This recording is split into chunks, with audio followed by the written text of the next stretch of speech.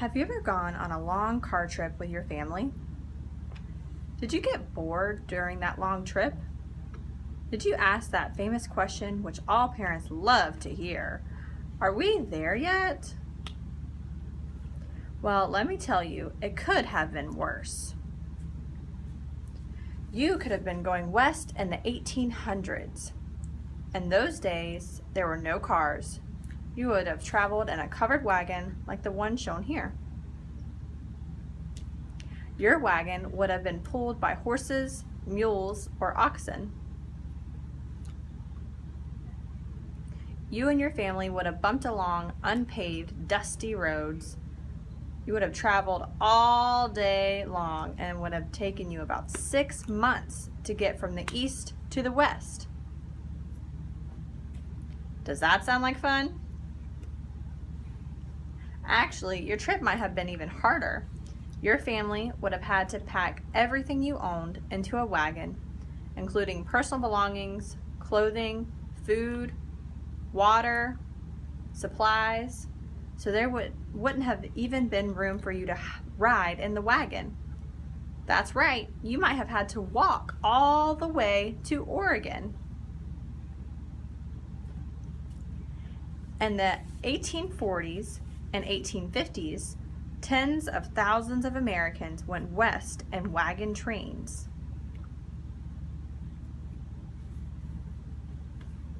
These pioneers hoped to make a better life for themselves.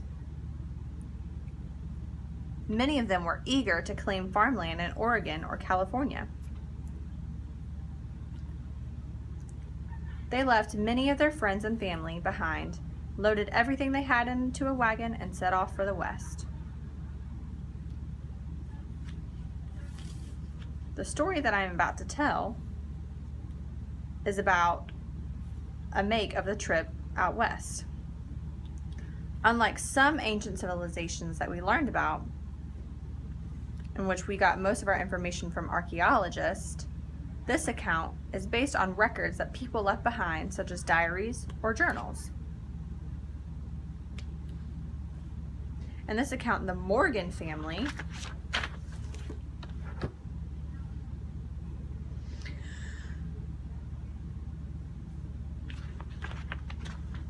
makes the trip from Indiana to Oregon. The Morgans were farmers. They hoped to start a new life in Oregon. This is their story. The Morgans left for Oregon in April of 1846. They had a single wagon loaded with all their belongings. Mrs. Morgan and the young children rode in the wagon. The older children walked alongside. They also helped herd the cows that trailed along behind the wagon. On the first day of their journey, the Morgans traveled 14 miles. When the sun began to set, they set up camp. The boys gathered wood for a campfire. Then Mrs. Morgan cooked supper. After supper, Mrs. Morgan set up beds for the children in the wagon. Once the children were asleep, she lit a candle and wrote the first entry in a journal she had decided to keep. Here's what it said. April 11th, 1846. Began our journey to Oregon. Made 14 miles on our first day. The sun felt warm upon our skin as we made our long way along. Our journey was brightened by the flowers that dotted the landscape. By the time we made camp, the older children were exhausted from walking. I have to admit that I gave them each a little extra stew for supper tonight.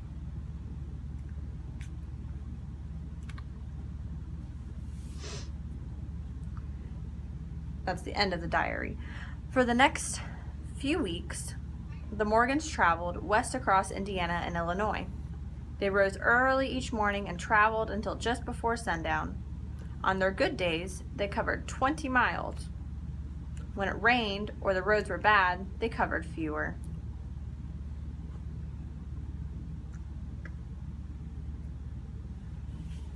About 1 month after starting their journey, the Morgans reached the Mississippi River.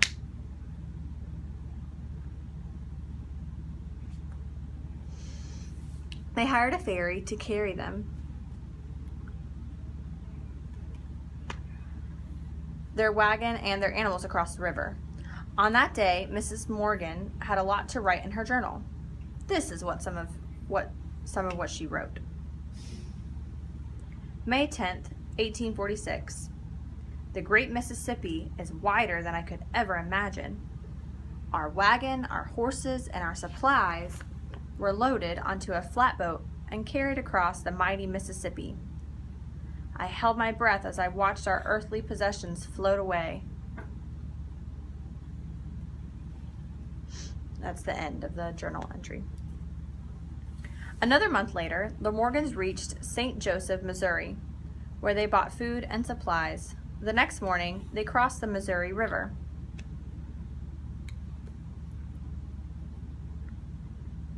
This meant they were leaving the United States and were entering the area people called Indian Territory.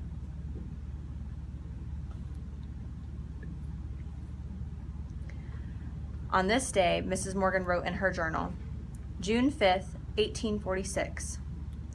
The children are hoping to see Indians. We have been told that the Cheyenne and the Pawnee live in the area we are traveling through. We have heard that they are sometimes willing to trade horses and food for clothes and tobacco.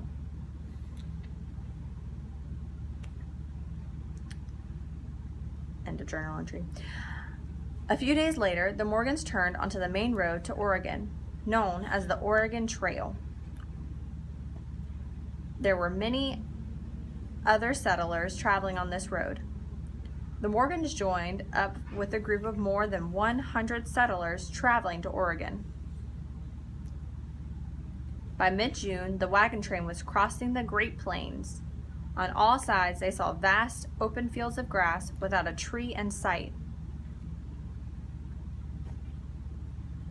The Morgans also began to see large herds of buffalo. They noticed that these magnificent creatures spent much of their time with their heads bowed, grazing on the abundant grass. On one moonlit June night, as the stars sparkled in the sky, Mr. Morgan shot a buffalo, and Mrs. Morgan cooked the meat for supper. On that night, Mrs. Morgan wrote in her journal, June 14th, 1846. Buffalo meat, although tasty, takes a lot of chewing. I watched the children eat as the flames from the flickering fire lit their dirty faces. The good thing was that while they were chewing, they weren't complaining. End of journal entry. A few days later, the Morgans' wagon broke. Mrs. Morgan stood guard all night in the rain while Mr. Morgan fixed the wagon. 2 weeks later, something even worse happened. 8 of the oxen that pulled the Morgans' wagon vanished during the night.